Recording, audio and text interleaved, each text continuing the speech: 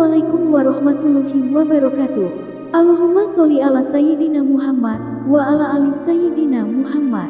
Pemirsa yang dirahmati Allah, marilah kita simak ceramah dari Kiai Haji Abdullah Gimnastiar dengan tema kebaikan yang menjadi pahala. Sebelumnya marilah kita perbanyak sholawat minimal 1000 kali sehari, agar hidup kita penuh barokah dan mendapatkan syafaat kelak. Jangan lupa berikan dukungan kepada channel kami dengan memberikan super thanks seikhlasnya. Marilah kita doakan semoga Ajim sekeluarga dan para penonton YouTube ini diberikan kesehatan dan diberikan kebahagiaan dunia dan akhirat. Amin ya robbal alamin. Assalamualaikum warahmatullahi wabarakatuh. Alhamdulillahirabbil alamin. Segala puja puji hanya milik Allah Subhanahu wa taala yang Maha menatap, Maha mendengar, Maha tahu segala pikiran dan isi hati kita, Maha menyaksikan apapun yang kita lakukan. Tidak ada yang tersembunyi bagi Allah, dan setiap perbuatan pasti ada balasannya dengan seadil-adilnya. Tidak ada satupun perbuatan yang tidak ada balasannya. Allahumma sholli ala Sayyidina Muhammad wa ala alihi wa ashabihi ajma'in. Silakan. Kajian Al-Hikam nomor 134. Bismillahirrahmanirrahim. Idza arada ayyudhira fadlahu 'alaika khalaqa fanasaba ilaika. Jika Allah akan menunjukkan karunia-Nya kepadamu, maka Ia yang menjadikan dan menamakan amal itu perbuatanmu. Mengulas kajian minggu lalu, sebetulnya kita berbuat baik, sesungguhnya yang berbuat baik adalah Allah. Kita bersedekah, yang menyiapkan uangnya juga Allah. Yang mempertemukan kita dengan ladang sedekah juga Allah. Yang membuat kita berniat ingin sedekah juga Allah. Jadi sebetulnya Allah akan memberi kepada hambanya dan kita diuji jadi jalan. Jadi kita sedekah itu belum selesai, baru ujian. Kita sedekah ke anak yatim, berarti Allah memberikan rezeki ke anak yatim, syariatnya lewat kita sebagai ujian. Kalau kita merasa saya yang bersedekah, maka hilang 3 hal. Hilang ketenangan batinnya, hilang kemuliaannya, hilang ganjarannya, keselamatannya. Jadi bagaimana? Sebelum beramal, kita harus niat beramal. Itu jadi kebaikan. Kita harus berusaha keras bisa beramal. Tapi kalau sudah jadi amal, kita harus menghilang. Semuanya min fadli rabbik, semuanya hanyalah perbuatan Allah. Hilang. Nah, kalau kita menghilang dari merasa beramal, maka dicatatkanlah amal itu adalah amal kita. Jadi rahasianya kita itu bukan pada amalnya, tapi pada, ulangi, rahasianya kita itu pada niat di awal, sempurna ikhtiar, dan menghilang kalau sudah terjadi. Karena kan ikhlas itu ada di 3 tempat. Di awal, di tengah, di akhir. Di awal bisa ikhlas, di tengah belum tentu. Di awal dan di tengah bisa ikhlas, sesudah beramal belum tentu dia bisa selamat. Nah, maka caranya adalah selalu berniat baik, selalu berusaha keras untuk berbuat baik, tapi kalau sudah jadi kebaikan, segera menghilang. Wah, saudara yang sedekah, oh itu Allah saja. Doakan, saya cuma ketitipan jadi jalan. Mas, oh saudara membangun masjid, oh tidak, Allah membangun rumahnya sendiri. Kami ini cuma diuji saja, terwujudnya apa yang direncanakan Allah, terwujudnya apa yang dikehendaki Allah. Nah, kalau sudah begitu, barulah disebutkan itu amal kita. Jadi jangan merasa berjasa, karena kita mengucapkan la haula wala quwwata illa billah. Oh, dulu dia sesudah dengar ceramah saya tuh, dia jadi tobat. Oh iya, tobat itu karena Allah saja memberikan hidayah. Tapi dia kan tobatnya sesudah dengar ceramah. Oh iya? Boleh jadi karena doa anaknya, orang tua tobat. Boleh jadi karena doa pembantunya, dia tobat. Boleh jadi karena doa gurunya, dia tobat. Nah, kita kebagian bunyi seperti sekarang. Saya ini kebagian bunyi saja. Tapi yang ditetapkan Allah dapat ilmu, dapat taufik, bisa mengamalkan, itu urusan masing-masing dengan Allah. Urusan saya sekarang ini adalah menjaga niat, menjaga tutur kata supaya disukai Allah, menjaga sikap kita, sikap saya supaya cocok yang dikatakan dengan yang dilakukan. Itu pekerjaan saya. Saya tidak bisa memasuki hati saudara. Pertama, tahu juga tidak hatinya di mana. Yang kedua, bagaimana memasukkannya. Yang ketiga, yang membolak-balik hati itu Allah. Tapi saya harus memberikan pemahaman. Gimana ngasih pemahaman? Susah. Yang punya otak juga Allah, saya juga tidak mengerti. Bicarakan saja dengan niat baik, sekuat tenaga, dengan cara yang baik. Sesudah itu Allah yang memberikan pemahaman. Berapa banyak orang tua zaman dulu yang tidak tahu ilmu komunikasi, yang tidak mengerti psikologi anak, tapi perkataannya masuk. Tidak pakai yang rumit-rumit, tidak pakai dalil yang dalam, tidak pakai strategi yang canggih. Nah, belajar ya nah. Biasa saja kata-katanya, tapi anaknya tergugah. Sing jujur, nah, jujur. Cuman begitu, itu anak bisa jadi anak jujur betulan. Kenapa? Karena Allah tahu ketulusan ibu ini, kasih sayang ibu ini. Allah tahu nggak ada rekayasa, tapi bisa berkata, nah, Allah Subhanahu wa Ta'ala menyukai orang yang jujur. Kalian harus bertakwa kepada Tuhan yang Maha Esa sesuai dengan Undang-Undang Dasar 45 dan Pancasila sejati. Kalian tidak boleh radikal. Mungkin kata-katanya bagus, benar, tapi Allah tahu di balik kata-kata ini ingin diakui pintar. Tahu nggak nak? Di dalam Al-Quran jelas sekali. Idfa billati hiya ahsan. Tolak keburukan dengan cara yang baik. Tapi Allah tahu. Ini orang tua bicara pamer ilmu, pamer dalil. Tidak ada di sininya tuh hati yang tulus. Tapi ingin diakui ini orang tua pintar. Ini orang tua sayang. Ini orang tua yang jago dalil.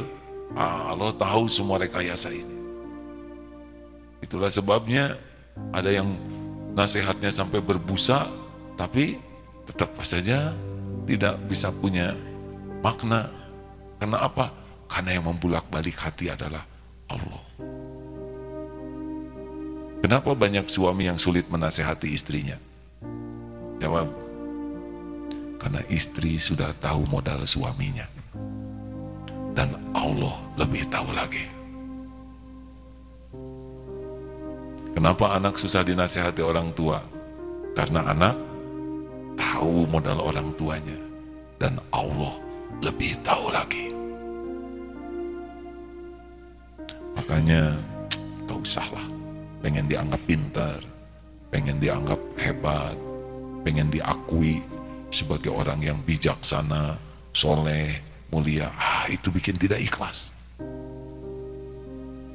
Perlukah kita dianggap sebagai orang baik? Perlu tidak?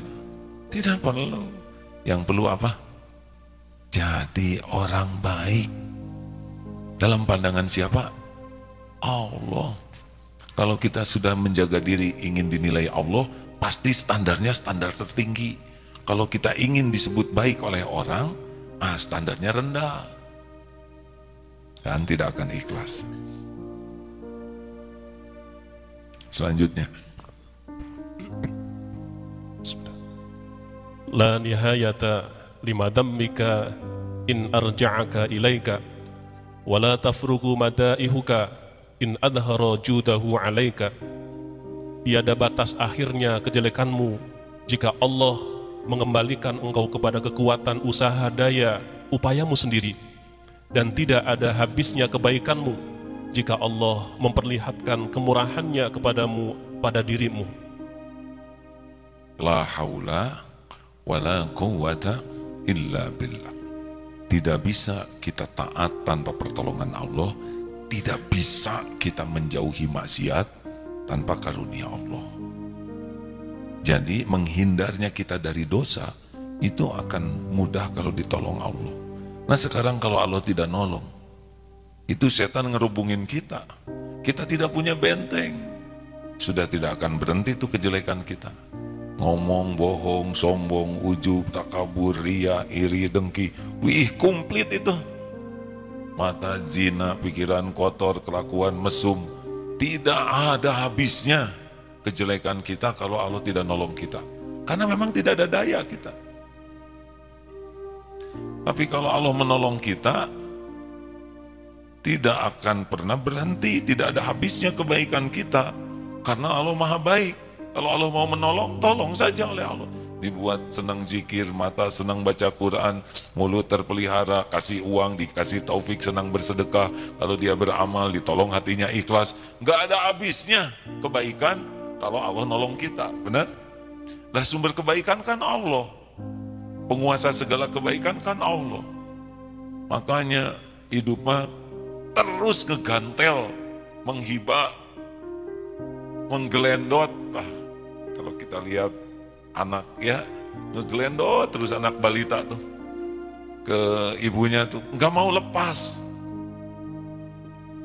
Harusnya seperti itu kita ini. Ngegelendot saja dalam tanda kutip ya, kepada Allah tuh tidak mau lepas. Karena kita tahu kita ini lemah tanpa dikuatkan Allah, kita ini bodoh tanpa dibimbing Allah, kita ini fakir tanpa dititipin Allah. Yang kita punya cuma satu, apa? Dosa. Makanya sudahlah, jangan sok penting, jangan sok hebat, jangan sok pinter, jangan sok berpengalaman, jangan sok berjasa. Kalau tanpa pertolongan Allah mah tidak ada yang bisa kita lakukan. Gitu. Jazakallah khair. Judulnya minum itu ada waktunya, ya. Ya, gitu. Mengerti? Mau bibirnya jeding karena panas? Ada pertanyaan kah? Ini tamu dari mana? Yayasan An-Nabit Kuningan, mana? Alhamdulillah. Yayasan Al-Istiqomah, mana? Alhamdulillah. Yayasan As-Soleha, ada? Alhamdulillah. Ini pada telat, ibu masa 3 kali ngacung kan? Ya terserah ibu lah ya. Saya mah tidak akan mempersulit. Yang lain siapa? Jadi hadirin, pasangan dari ikhlas itu adalah tawakal. Ikhlas itu tidak mengharap apapun selain keridhaan Allah.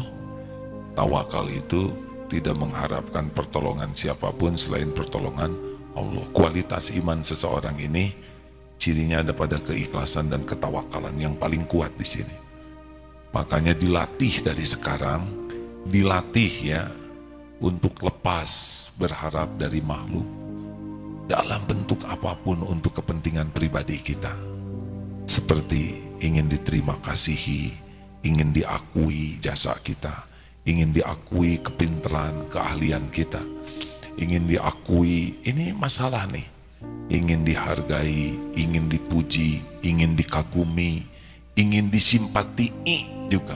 Ya, kadang-kadang kita lebay, ngarep-ngarep orang simpati ke kita, ngarep-ngarep orang kasihan ke kita. Jangan. Kita mah ingin dikasihani Allah saja. Karena orang yang kasihan ke kita juga tidak membawa manfaat kalau Allah tak izinkan. Jangan bolehkah ingin disayangi? Ya sayang Allah aja. Pengen disayang oleh orang susah, kalau dia nggak sayang ke kita sakit hati. Bu, apakah boleh seorang wanita ingin dicintai suaminya? Boleh? Gimana caranya? Tuh, bingung. Ibu ingin dicintai suami, Bu? Ada nggak suaminya?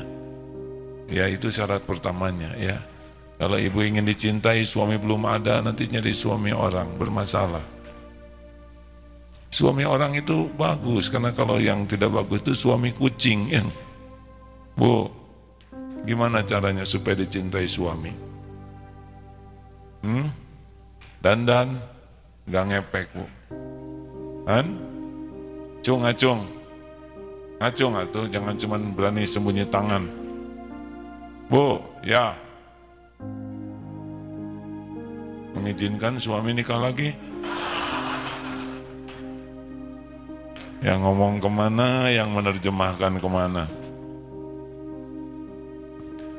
Sing pugu atuh, Bu. Jangan bikin emosi, cepat. Apa? Ya. Masya Allah, taat kepada Allah benar. Taat ke suami bukan supaya suami sayang. Taat ke suami supaya Allah ridho. Kalau sudah taat ke suami, suami belum sayang, gak apa-apa, yang penting Allah ridho. Yang punya surga kan Allah, bukan suami. Makanya jangan terlalu cinta sama suami ya, Bu. Nanti Allah cemburu. Yang nyiptakan ibu siapa? Yang ngasih rezeki siapa? Ngasih hidayah. Yang nutupin aib ibu siapa? Yang ngasih pahala siapa? Yang bisa ngangkat derajat siapa? Yang ngasih husnul khotimah siapa?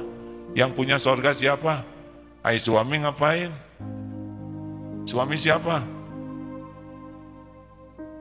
Apa? Yang jelas, Bu. Perantara bukan. Suami itu ladang amal. Jangan terlalu cintalah, dan suami ibu juga belum tentu panjang umur, Bu. Enak kalau ada tamu baru teh, ngerjainnya enak. Kalau yang ini kan udah tahu, diam, begitu bijaksana ya, diam. Kalau udah tahu biar saya puas ya. Maaf saya tidak saum, ada pertanyaan silakan.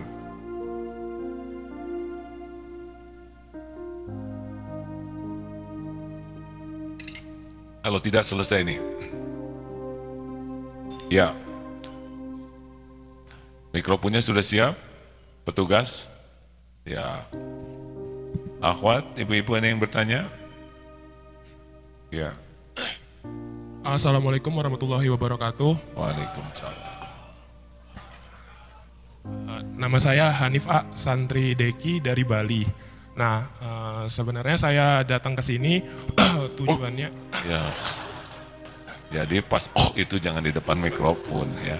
Kasihan mikrofonnya. Jadi selama 5 tahun belakangan ini hidup saya serasa banyak berbuat dosa, terutama terhadap orang tua. Jadi tujuan saya datang ke sini sebenarnya ingin hijrah. Jadi saya sebenarnya ini cuma pengen minta doanya, semoga hijrah saya berhasil. Amin ya rabbal alamin. Masya Allah. Dari Bali ke sini ada yang pesantren? Iya. Tahu dari mana pesantren ini? Tahu dari papa. Dari orang tua. Yang ngongkosin siapa? Masih orang tua. Masih orang tua, Masya Allah. Tapi yang disakitin siapa? Mama. Mama. Oh, ini sayang papa ya. Kalau nggak ada mama jadi nggak nih? Nggak jadi ya. Iya. Lamaan di mana? Di perut papa, di perut mama. Masya Allah. Ibumu, baru ayahmu. Tetap ibu harus diutamakan. Ya, semoga istiqomah deh. Amin. Insyaallah.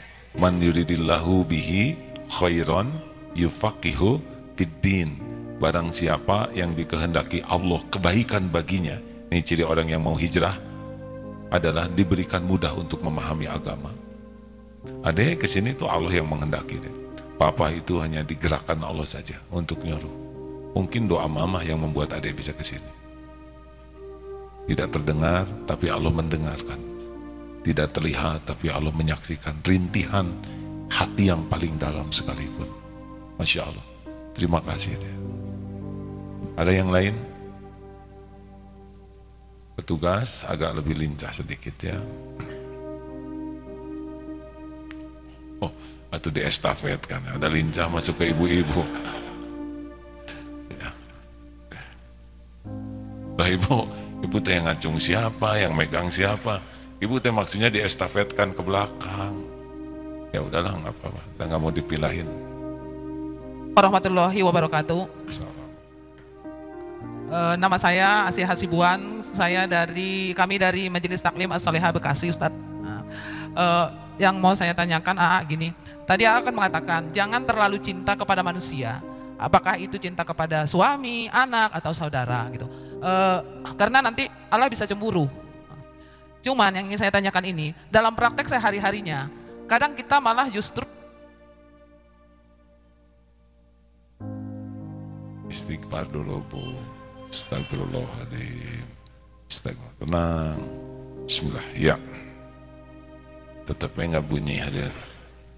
Tenang Bu. Yang lain mah bunyi selain Ibu ya. Istighfar. Mana mikrofon yang tadi? Selalu ada 2 ya. Mikrofonnya. Ayo Bu. Langsung saja Bu. tes. Langsung Ustadz ya. Ya. Cuman dalam praktek sehari-hari kan kadang kita sering Bukan malah kita. justru kita Bukan kita, Ibu aja. Oh, ya enggak. Oh. Kalau kita saya jadi ke bawah. Iya Ustadz, saya dalam praktek mau sehari-hari. Ustadz salah satu nggak jelas. Ya Ustadz. Ustadz aja deh Ustadz. Grogi. Dalam praktek sehari-hari misalnya saya itu malah justru sering mengabaikan perasaannya Allah. Misalnya, Ustadz, contohnya misalnya mendengar waktu sholat, misalnya.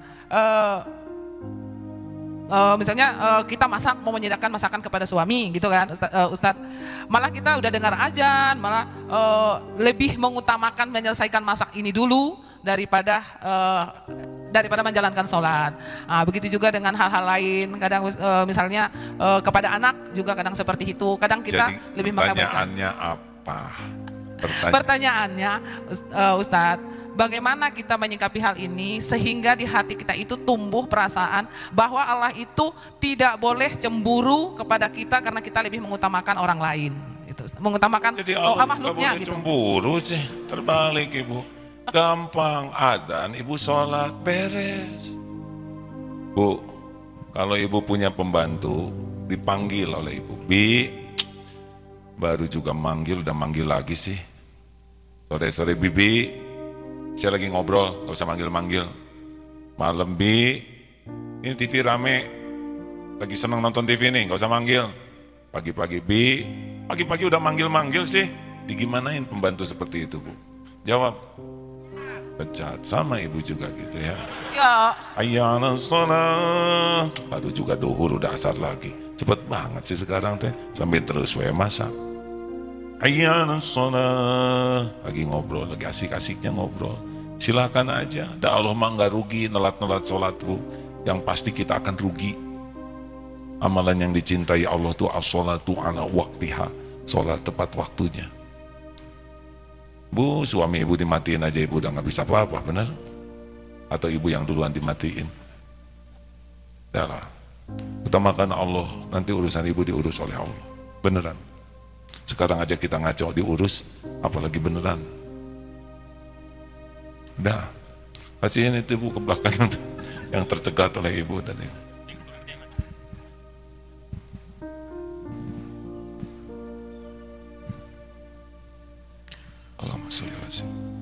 Assalamualaikum warahmatullahi wabarakatuh. Waalaikumsalam warahmatullahi wabarakatuh. Nama saya Tania, santri SMK dari Lombok. 2 E-nya ya, santri maksimal 3 loh.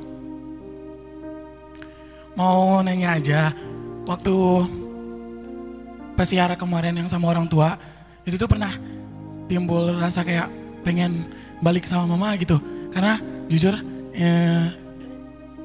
ini tuh pertama kali Tania boarding, ya backgroundnya SMP, terus SD juga SD biasa, jadi untuk pelajaran agama masih baru, masih belajar, dan masuk sini tuh emang rencana buat perbaiki diri, biar bantu sama mama sama papa. Cuman, mama tuh kayak pernah bilang gitu, maaf, anginnya keluar. Ya dimaafkan, maksimal 3 buat santri ya, ini bonus aja. Terus gimana sekarang, kangen sama Ibu? Iya, cuman Astagfirullahaladzim, mama tuh pernah bilang gitu, jangan kira mama tuh nggak sedih, nggak sakit gitu. Kamu di sini, mama di sana gitu. Cuman kan, astagfirullah. Cuman, astagfirullah. Udah nyangkut berarti ilmunya ya. Yap. Cuman sama-sama ngerti gitu tujuannya buat apa, tapi tetap aja gitu rasanya kehilangan. Astagfirullahaladzim, ya udah berapa kali, ya Allah maaf. Baik. Jadi sekarang mau pulang apa? Enggak mau pulang. Jadi kalau ditanya terus maunya apa, mau pulang atau gimana, jawabnya tuh nggak pernah pengen pulang, tapi tetap pengen sama mama. Cuman mama nawarin mau di sini, Tania juga nggak mau. Bingung sendiri gitu. Rasanya tuh pengen sama mama lagi, tapi tetap pengen nggak mau sia-sia gitu di sini. Oh ya udah tuh mamanya diajak ke sini. Tapi nggak mau, bukan mamanya yang nggak mau, Tanianya yang nggak mau. Karena takutnya kalau mama di sini tuh rasanya masih gitu, masih tergantung. Waktu itu juga sempat curhat sama Musrifah, tapi terus Musrifahnya bilang, berarti Tania sekarang lagi diajarin gitu, jangan ngerasa kayak nempel gitu sama mama. Nempel tuh sama Allah, jangan sama mama. Dipisahin biar nanti pas mamanya pergi siap katanya gitu. Tapi pas Musrifahnya ngomong gitu malah nangis. Ya normal. Sok atau gimana sekarang maunya mau pulang. Baik begini deh. Semuanya ini memerlukan proses ya. Jadi sangat wajar yang biasa bareng sekarang tidak ada ibunya. Gimana caranya? Gini dia. Tiap ingat mama langsung ingat Allah. Kayak barusan kan begitu. Astagfirullahaladzim gitu. Nah sama nanti juga ketika ingat ibu langsung Rabbik firli wali walidaya warhamhuma kama rabbayani shogiro. Nanti Allah nanam ketenangan. Ini teh SMP SMA. SMK. Oh udah gedean ya. Kemarin di sana anak-anak SD. Waduh siapa yang mau pulang? Saya semua. Tapi besok pesiaran mama nggak dateng. Udah cari mama yang lain. Ih jangan. Mamanya satu aja. Atau jangan.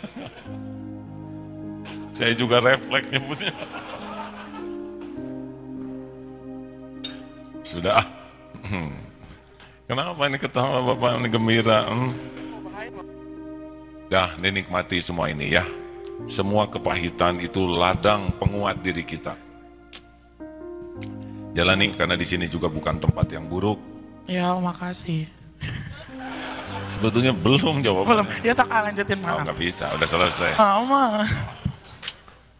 Anak siapa ini hadirin?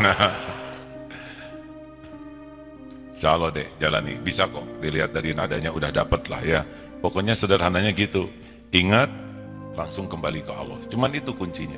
Karena fadzkuruni adzkurkum, maka ingatlah padaku, aku ingat padamu. Sama ingin apapun kembali ke Allah.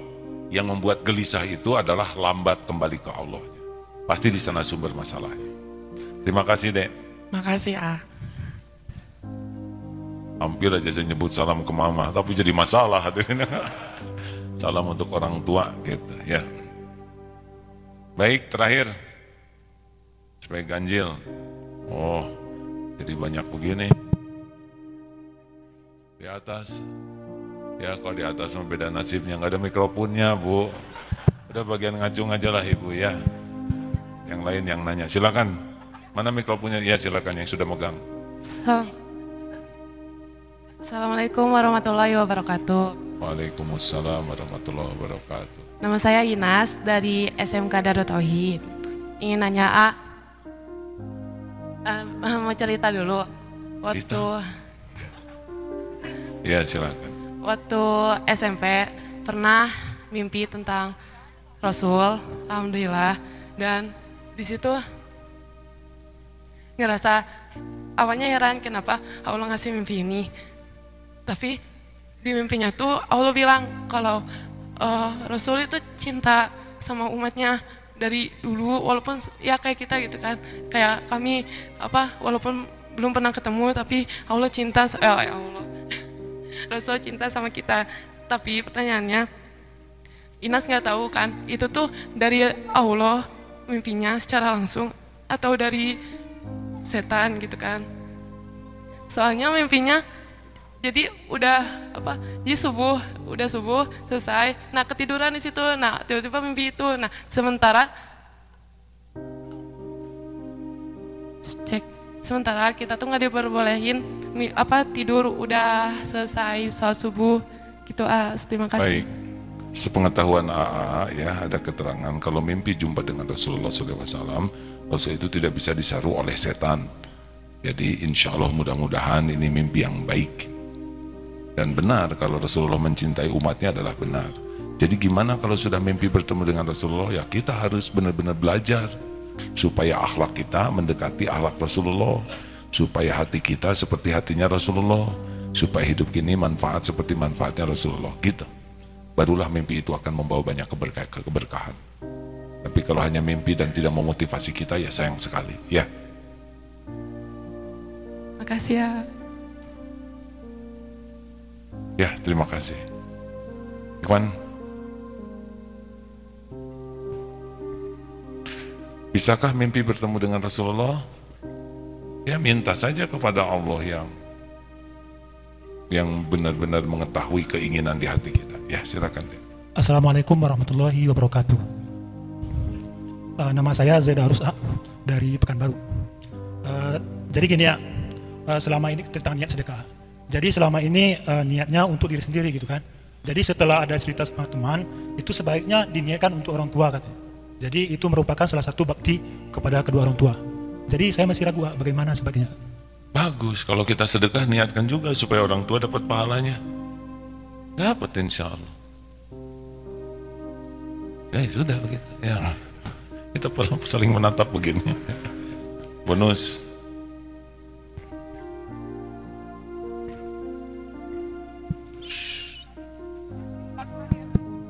Assalamualaikum warahmatullahi wabarakatuh. Mohon kiatnya biar kita bisa sebenar-benarnya tawakal kepada Allah dalam segala hal. Harus dilatih. Pertama harus tahu ilmunya dulu. Allah tuh menguasai, menentukan segalanya. Sampai kita yakin, nah supaya yakin harus mulai berlatih. Latihan saja. Latihan tidak ngarep apa-apa dari makhluk. Latihan tidak banyak meminta. Ada pembagian makanan. Kalau makanan untuk duafa, kita duafa bukan. Kalau bukan, diem. Orang ngebagikan roti, kita nggak lapar, diem. Ya, jangan sampai kita selalu ingin dikasih. Orang ngebeliin itu pengen dibeliin, orang ngongkosin pengen diongkosin. Padahal kita ada uangnya. Nah, keinginan-keinginan seperti itu harus ditiadakan di hati. Keinginan dikasih, keinginan dihargai, keinginan diperlakukan spesial, harus lepas saja. Dan ini tidak bisa sekaligus, harus dilepas. Karena kita banyak sekali keinginan kepada makhluk tuh. Ingin dipuji, ingin dihargai, ingin dihormati, ingin diakui, ingin diterima kasihi, ingin diberi, ingin dikasihani, ingin dicinta. Kesana sini ingin. Padahal mereka tidak bisa memberi apa-apa kalau Allah tidak menggerakkannya. Dilatih. Kayak barusan ngacung, terus nggak dikasih, kalau sakit hati, siapa berarti nggak tawakal. Ya, harusnya tangan ngacung, hati ke Allah. Ya Allah, gerakan siapa. Ya, siapa yang mau ngasih uang, siapa yang perlu uang 2 juta? Waduh, gerakan ke saya. Nah itu juga nggak boleh. Nah, ya. Baik. Siapa tadi yang memaksakan diri ngacung tuh? Jadi banyak masalah gini. Ya, bonus. Silakan. Siapa yang udah pegang? Assalamualaikum warahmatullahi wabarakatuh. Saya dari Al-Istiqomah Bekasi. Saya ingin bertanya, sesungguhnya apa hukum minta oleh-oleh kepada kerabat atau teman kita yang sedang safar? Kemudian juga apa sesungguhnya hukumnya kita minta traktir seorang teman misalnya, karena kebetulan kami memang punya di bidang tradisi suka minta oleh-oleh kalau teman berpergian, atau kita minta ditraktir kalau teman sedang punya rezeki. Nah itu, sedangkan saya juga pernah mendengar bahwa mentraktir seorang teman itu pahalanya juga besar. Nah di sini mohon pencerahan dari AA, hukum dari apa yang tadi saya sampaikan. Terima kasih. Assalamualaikum warahmatullahi wabarakatuh. Hukumnya malu-maluin, ya. Nyusahin orang. Mentraktir dengan minta ditraktir itu beda kapling. Mentraktir jelas pahala, apalagi yang ditraktirnya kaum duafa. Tapi mentraktir juga belum tentu berpahala kalau menjadi suap. Mentraktir seseorang supaya dia ngasih order ke kita, ya akal-akalan, itu sejenis suap juga. Tapi yang mentraktir yang ikhlas yang jadi pahala. Tapi minta ditraktir, jangan. Ya kecuali istri ingin ditraktir suami, itu mah love story ya.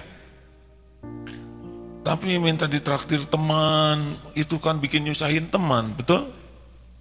Tidak cocok dengan ilmu izah. tangan di bawah itu, Bu, dengerin, mana tadi yang nanya? Ada, tangan di bawah itu tidak akan pernah jadi mulia. Tangan di atas yang membuat mulia. Jangan ngarep apa-apa, izah kita turun. Walaupun gak punya uang, gak usah ngarep-ngarep, gak usah makan aja.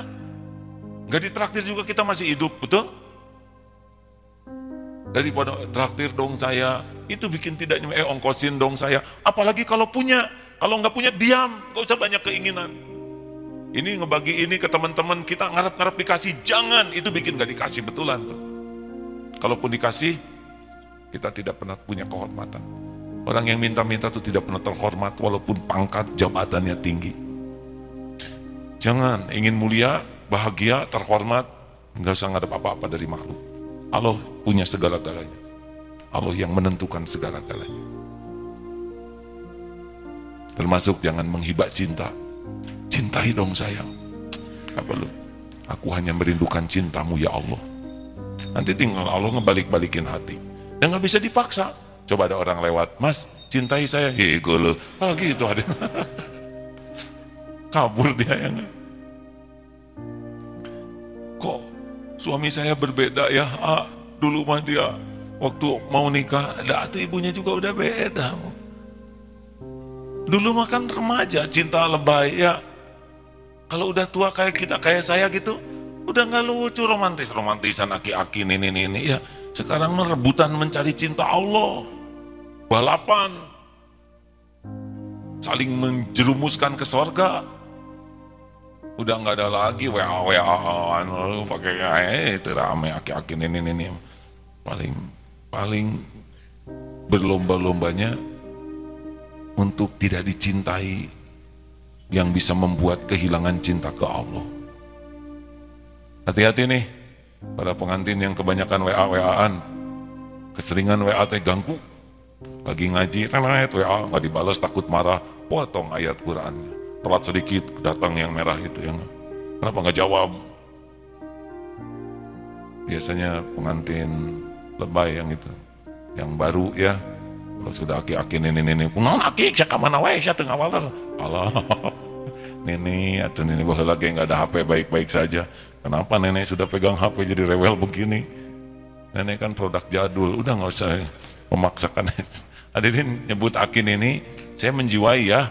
Karena saya aki-aki, sudah hampir 11 nih cucu ya. Jadi tidak ngeledek orang lain ini. Jelas Ki? Oke? No, setuju beliau. Apa ini? Sudah jam 4 Bu. Kata dokter saya tidak boleh terlalu banyak bicara. Luar biasa bonus yang terakhir ya, ini nggak ada lagi sesudah ini. Ini bonus penghabisan. Ya tolong kasihkan. Nggak tega kalau lihat tamu. Ibu mau bertanya Bu, yang di atas tadi? Ya, Ibu mau tetap ya bertanya sama temennya aja yang dekat. Langsung dada sih Ibu. Masa dada Bu? Ya udahlah terserah Ibu. Assalamualaikum warahmatullahi wabarakatuh. Nama saya Novi dari Al Istiqomah Bekasi. Ya Bu. Yang saya tanyakan gini, Pak, kita kan nggak boleh menolak permintaan suami bila minta untuk dilayani dalam tanda kutip. Nah sementara istri yang sudah menopause, libidonya kan mulai menurun. Aduh ini makanya banyak santri kecil.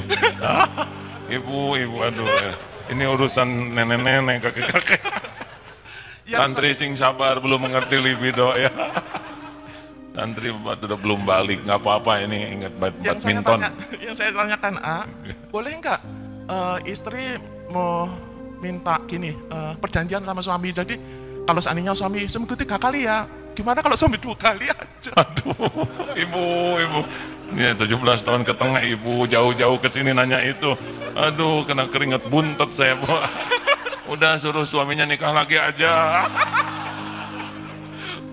Hukumnya gimana?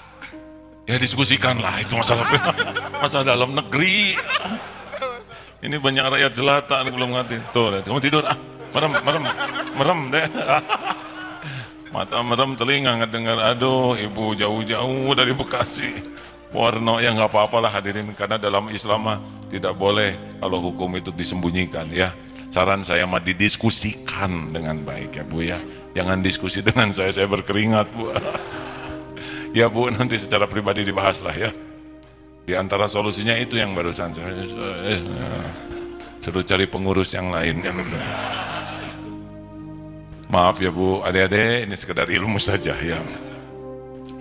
Kata saya juga udahan dari tadi ya. Bonusnya serem. Terima kasih hadirin, mohon maaf. Allahumma sholli ala sayyidina Muhammad wa ala alihi.